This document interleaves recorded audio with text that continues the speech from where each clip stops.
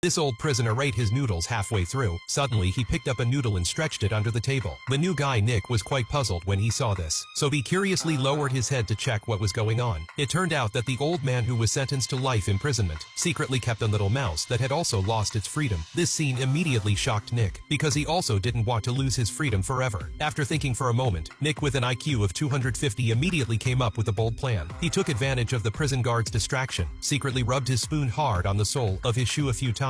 Then with a calm expression he called over the guard, saying that his spoon was too dirty, and he wanted to exchange it for a clean one. The guard, hearing this, was about to refuse, but John, who was nearby, quickly stepped in to help. He said he couldn't use a spoon to eat noodles, so he also wanted to exchange it for a pair of chopsticks. The guard couldn't think of a reason to refuse at that moment, so he agreed to their request. The two calmly went to the serving counter. John greeted the guard enthusiastically. To distract him, Nick took the opportunity to swap out his spoon, but no one noticed. He actually took two spoons. After returning to the cell, Nick immediately took action. He placed a bundle of matches into an iron can, then snapped off the handle of the spoon, and took apart an ale clipper. He used a small file to grind a magnesium coin. Moments later he had some magnesium powder that could burn. Then he lit a match, used the magnesium powder to weld the spoon's handle and the small file together. And the reason he did this was simply to get a handy escape tool. It turned out that on Nick's first day inside, he had secretly stolen a nail clipper from the warden. During their face-to-face meeting, after returning to his cell, he started thinking about how to escape. Just when he had no idea, he suddenly saw a cockroach crawl into the ventilation pipe. Nick immediately came up with an idea. He hurriedly crouched by the hole to observe. This prison not only old, but also built on an island. The building materials had long been eroded by moisture and salt, and had become extremely fragile. So Nick used the nail clipper to slowly dig every night. But since the nail clipper was too small, after digging for several days progress was slow, and his hands were badly scraped. So he used the spoon in the nail clipper to make a more effective digging tool. This tool did improve the digging efficiency. Just when Nick was excitedly digging the hole, a prison guard suddenly came to check the cells, but Nick didn't notice at all. At the critical moment, the inmate in the next cell quickly knocked on the door to warn him. Nick instantly became alert, hastily untied his suitcase to cover the hole. He then dumped the excavated debris into the toilet and quickly lay back down on the bed. But because he was in a rush, carelessly dropped the file on the floor. He originally wanted to pick it up quickly, but the guard was already at the door. Nick had no choice but to feign calm and spoke to the guard, and that file was right under the guard's nose. If he saw it, the consequences would be unimaginable. Fortunately, this guard was nearsighted and didn't notice the file on the floor. After he left, Nick thanked his cellmate and then continued digging. A week later, the hole was dug to a suitable size, just enough for Nick to crawl out. But now there was a bigger problem. The iron bars were welded onto two iron bolts. Nick couldn't pry them open by hand no matter how hard he tried, unless he had a suitable tool. The next day, Nick was about to go to the workshop. He took advantage of the warning guard's distraction and scattered all the construction debris in his pockets along the way. While working in the workshop, Nick found a metal part trapped in iron sheet, and this part was just right for prying open the iron bars. But when he was about to secretly take the part, the prison had installed a metal detector at the door, which immediately went off when he passed through. But Nick didn't panic at all. He took out a part from his pocket and said he didn't know when the part had fallen into his pocket. The guard didn't question him further, because he thought the metal part was useless. So after confiscating it, he let Nick go. But what the guard didn't realize was that Nick had another part hidden in his shoe sole. He then wedged the part into the connection between the iron bars and the iron bolts, then lightly kicked it a few times with his foot. Sure enough, the iron bars were easily kicked open. Nick hurriedly stuck his head into the hole to check, and found that he could crawl up to the roof through the ventilation pipe. This discovery greatly increased Nick's confidence in escaping. But how could such a good thing be enjoyed alone? Nick gave the tool to a few other inmates, and had them start digging in the same way. He even used a mirror to help keep watch. With everyone working together, the digging progress was very fast, and Nick didn't stay idle. He also thought of a way to solve everyone's concerns. He gathered some waste paper boxes and paint, and perfectly replicated the shape of the ventilation pipe and surrounding walls. This way they could avoid the guard spotting the hole during cell checks. But these measures were still far from enough. Nick then took the excavated debris and mixed it with waste paper to make a fake head. He then made flesh-colored paint and covered it completely. To make it look more realistic, he pulled some of his own hair and glued eyebrows and eyelashes onto the fake head. Then with the help of his cellmates, the fake head now had dry yellow curly hair. As long as it was placed in the bed, it would look convincing enough. Once everything was ready, Nick decided to go alone and scout the route.